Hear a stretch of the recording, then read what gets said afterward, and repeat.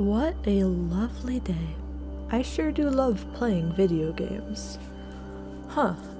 Why would I need to throw something? Why would I need to hide? Oh no! Oh no! That's why. The old press button to hide mechanic is a good one where you give the player a solution before they are even aware there's going to be a problem. It tutorializes via fear and tension. As a follow-up to the previous video essay on tutorials, I was originally going to include that there as an example of good, simple tutorials. You will need to hide eventually, here's how to do that, and now you can live in fear for the next 5 minutes. I love moments in games where the action you take as the player shapes the emotional outcome of your journey. Sometimes that's with a branching narrative, but it can be an effective linear one too. The moment that inspired today's video was when I played Stray for the first time, and ran over to this unassuming area here, then calmly turned the camera and... why are there eyes in the flesh? I just wanted to be an orange boy. I know Stray caught heat for not being a full cat sim game and not being a fully realized sci-fi platformer, but the moments like this, where something I did in gameplay produced an emotional reaction, are why I play and make games. That emotion can be fear, joy, sadness, anger, disgust, Pixar do not sue me, as long as it's a strong emotion. Hello, my name is Emily Cookie Dough, a level designer by day, addict to sad games by night, and variety streamer by whenever I have the time. Today's video is all about different ways storytelling can occur via a game's, well, gameplay.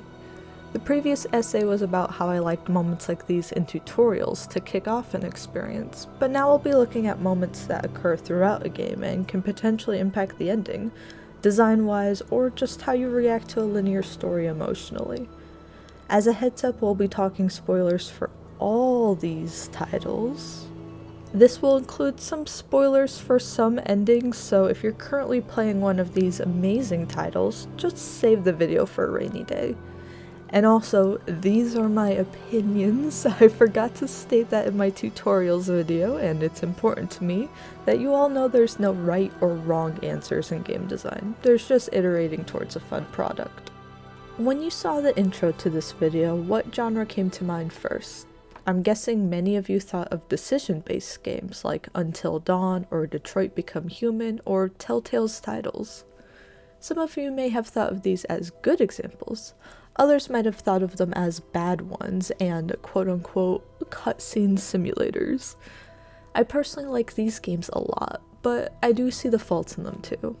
They take storytelling via gameplay extremely literally. You pick options that dictate the outcomes of your story and characters. Usually the goal is keeping characters safe and or alive. These evolutions of the choose-your-own-adventure genre can give exact X amount of ending combinations, and really feel like you're the one telling the story. I love things in these games where, in addition to the built-in choices, there's additional gameplay affecting the plot. You must notice small details from exploration and evidence in order to have more options to choose from in Detroit Become Human. You can't make the right calls if you don't know the situation fully. For example, you may fail a mission as Connor and go down a different path completely if you don't gather enough evidence on a case. And as Kara, you may miss out on some defense options later on if you never find the gun during exploration in her first chapter. In Telltale's The Walking Dead games, there's combat QTEs related to your choices and small overlapping details across all 4 games that try to make it feel more like one long journey specific to your gameplay, even when the same plot points occur on each playthrough. Visual novels can also fall under this category, but one that shakes up that formula a bit more is Doki Doki Literature Club. It presents itself as a game where your interactions are confined to the HUD, but you can poke around a little more than that. You can go into the game files to see creepy contents being placed in there as time goes on, and you can mess with the character files to directly affect the game world. Since the second half of this game is the characters using the interface to mess with you, letting players fight back in an equally meta way just hits better than most text prompts. And probably one of the biggest names in the decision-based space is Life is Strange. This title combines important decisions you make throughout each episode with a rewind mechanic you need to use on puzzles and narrative situations. It makes you second guess your actions, and you watch that spiral out of control over 5 episodes. But the ending was controversial because all of those important decisions boil down into only 2 endings, all determined by only your final decision. I do personally love the idea that it was always doomed from the start, but it was a bit of a rug pull game design-wise to many players. Why would I be nice? Why would I be cruel? Why would I fill some so-called narrative-driven shoes at all? I believe Life is Strange 2 had a fair solution to this issue, by tracking the player's choices as a test of morality and values. Life is Strange 2 does boil down to a final choice in the end, but there aren't 2 endings, there's 4. For the decision you make at the very end, for your character Sean, the path branches in 2. Then there is an additional split in each of these paths, based on what Daniel's individual choice is. You don't tell him anything for this final choice, he makes his based on how you raised him and how he views his powers over the course of the entire game. You have final input, but it's contrasted with your input throughout the entire story. Morality sometimes doesn't even need to be super stat tracked to have an effect on the player. A standalone decision like picking up the can in Half-Life 2 is a moment to reflect on your own behaviors as the person playing the game rather than just your character. And it's also another really great tutorial example. Rockstar Games deal heavily with this morality tracking idea, with your actions in their games affecting your reputation and having a few ripple effects, yet you still get to make different choices at the end too. The best example being Red Dead Redemption 2 and its honor system. You do bad stuff in and out of missions, then Arthur becomes mean and feared. You do good, and he's respected and kind. I think Red Dead is seen fondly because they blend your choices and the emotional impact of the existing cutscenes. I played with my family, and we all just messed around destroying things and getting low honor at the start. Then when we learned of Arthur's impending fate, we had a change of heart. We wanted to do the best we could for Arthur, even if it was too late. We ended with high honor and broken hearts. In every replay, I cannot bear to let the honor drop low. A combination of the unstoppable and unchangeable narrative, highlighted with what you choose to do in those final moments. And, of course, we can't talk about player choice without drumroll, please. Undertale. Most talk about Undertale as if it's black or white nowadays. You play the true ending and you play the genocide route. But it's a shame because the neutral routes are so cool, especially since you pretty much have to get one before the true ending, and how many people are gonna guess all the random steps you have to do for the genocide route on the first go. Every single boss encounter you can choose to fight, or you can choose to spare, but neither path is easy. Sometimes you're not prepared for combat. Sometimes the enemy really needs to be convinced before sparing is even an option. Not only do you make a choice each encounter, but you really have to put in the work for your desired outcome. And at the end of each playthrough, you see the remaining characters who spared and how they pick up the pieces from there.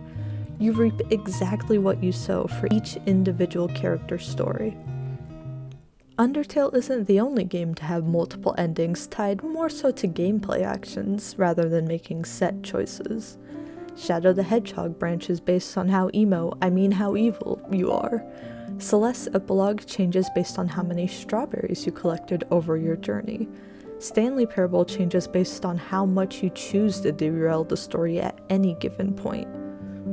Then there are the games that sprinkle combat into the mix. Stories like A Way Out turn co-op players against each other in the end, with each player fighting their hardest to survive only to have to pull the trigger on their real-life family, friend, partner.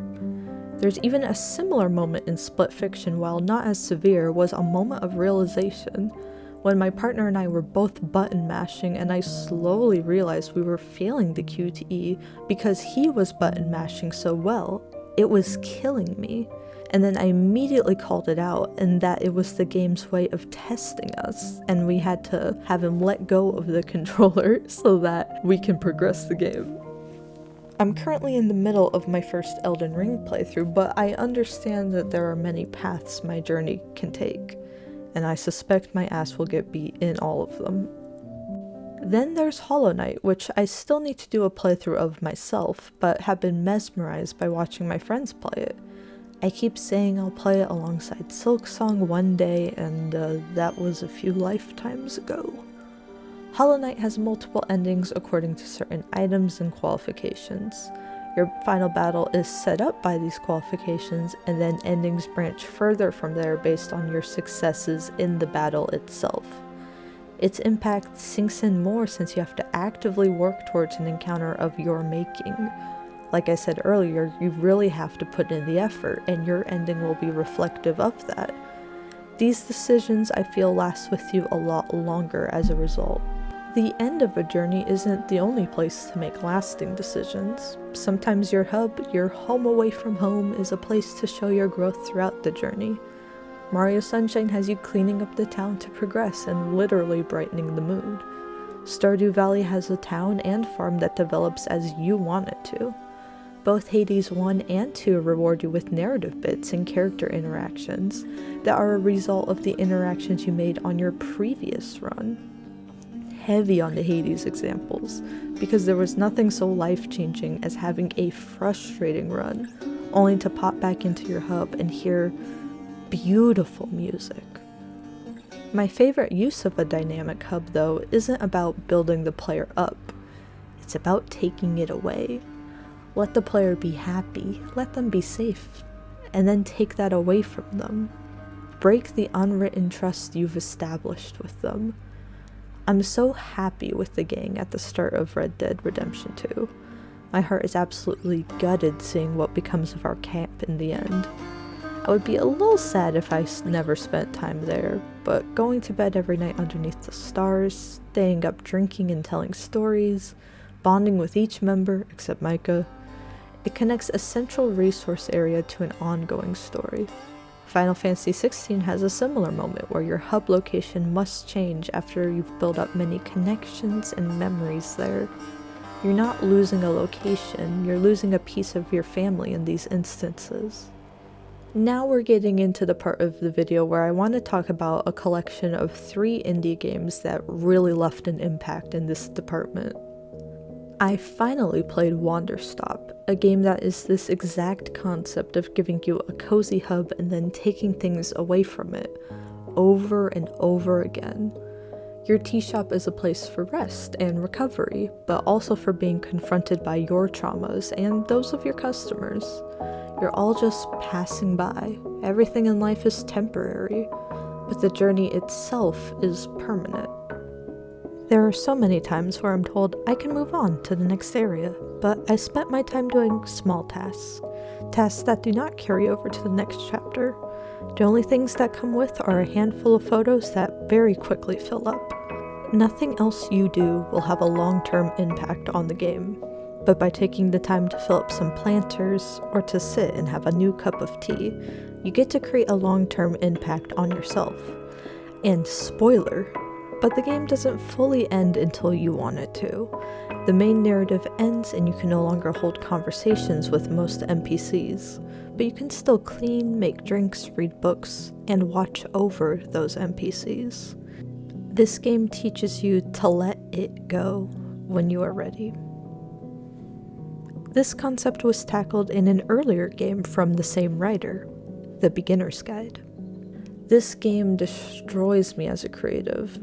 The premise is that the narrator is walking you through the games his friend would make. There's a section where all the project is a house cleaning sim between you and an NPC. They ask you about your day, crack jokes, and open up with you in this warm house in the middle of a cold valley. Then the narrator cuts off the experience, claiming that's how the game is, you just have to move on. Later though, it's revealed he altered the game, altering the narrative. He changed it to have an ending because he couldn't understand his friend's creative space. His friends want to make a never-ending game set in a safe, quiet, and eternally happy place. The narrator takes that away and loudly tries to explain to us his reasoning. It's such a deep betrayal to the player and to the friend. It's a feeling of anger and heartbreak. The games from Davey Wreden are laced with moments like this, in between equally great humorous dialogue. Stanley Parable is the shining example of this balance, with the deluxe version having one of my favorite moments. A gag earlier in the deluxe content has you repeatedly hitting a button that's supposed to say your name, but it never really does, and a whole bit ensues. Jim. Then you progress through a lot more content, and it fades from your mind. And then the content takes a dive into existentialism, then into depression, and then just to quiet. You end up very alone. The narrator that's been in your ear guiding you for hours is no longer accompanying you. But then you find all the buttons from earlier dumped alongside other game assets. You can press them all over and over and over until you find one that says, Stanley. Your existence is confirmed at the highest point of you questioning it. I never thought an optional button would get me so badly. Those moments right there is why I made this video. What defines the perfect emotional gameplay moment is going to differ for everyone. Since I failed to clarify in my tutorials video, I'll double down on it here by saying all of these are my opinion, and none of these are to be taken as right or wrong. Maybe your moment is seeing the reveal of Cloud and Zack's story in Final Fantasy VII, or maybe it's actually playing through the doomed event itself in Crisis Core. Maybe it's watching your choices unfold cinematically. Maybe it's pressing F to pay respects. Another moment like that for me comes from Stray again. At the very end, you have achieved the end goal of the game, and all you need to do is get up and walk to the surface. But getting up is also saying a final goodbye, and so I sat there for a while, watching the doors to the surface open and seeing the sunlight pour in. I waited until I could say goodbye. The game giving me that opportunity is what made it so valuable. In fact, I think Stray is full of these opportunities because your character can't really talk lore and objective points to themselves. They just meow. So while it may have been flawed in other design areas, these moments in Stray are the ones that have stuck in my mind the longest. I know this video probably didn't feel like it had as much of a direct message as the previous one, but the more I wrote it, the more great examples I could think of. Storytelling is a vast universe. Gameplay is a tool, one that can be wielded many different ways. In game development, it's helpful to have a dev toolbox, a call at the start of a production phase to see what assets designers have to work with. And each project is going to have a unique set of tools in that box. The beauty of games to me has never been this question of open world versus linear, free choice versus set story, genre versus genre. It's just comparing and contrasting how each game approaches similar goals. When I mentioned how the Life is Strange 2 endings worked, did that sound familiar to you? To the final choice Arthur makes in Red Dead Redemption 2, and how his honor further splits that, even though they're both vastly different genres and stories? Isn't it fascinating how both are final choices altered by your actions, but Life is Strange 2 has incredibly different epilogues, while Red Dead Redemption 2 has a more static one that remains mostly unchanged, and you cannot alter the events of the following games set in the future. The context of these situations, that's what's shaped by you. And I think that's what makes playthroughs of older titles and indie titles so charming. You don't have a world of resources, or time, or money to make movie-level cinematics, but you do have a vision and an emotional impact you want to create. Wanderstop gives you optional character info when you relax and have a cup of tea, which elevates the narrative of teaching yourself to relax, but not forcing it upon you. The Beginner's Guide is one of the best walking sims I've ever played, and even though the story never branches, the dialogue in some parts does. There's parts where you say some very harmful things to yourself, but the context of that hatred is something you pick, best related to your experiences. Undertale being all about the freedom of choice is what makes Deltarune's "you can't change it" mindset extra compelling. I haven't played chapters 3 and 4 as of making this. I could be way off. Every object you knock over, every dog you pet, every dialogue option you pick. These are the things that make gaming a different experience from a movie. Like, the Minecraft movie was memey and all, but could never have captured the all-nighters my friends spent building a tunnel through the ocean just for fun. Whether it's a branching narrative or a linear one, by holding the controller, you are a part of its world. So raise an energy drink to the beauty of game design and all the buttons you press to make it here. For the story you experienced in your favorite game was a wonderful marriage between the carefully crafted game structure and you, the player. Thank you all so much for the support. I did not expect such a response to the video essay on tutorials, so I tried to keep up that momentum in this follow-up. I have another video essay next month. This time it will be focused on the 3DS eShop.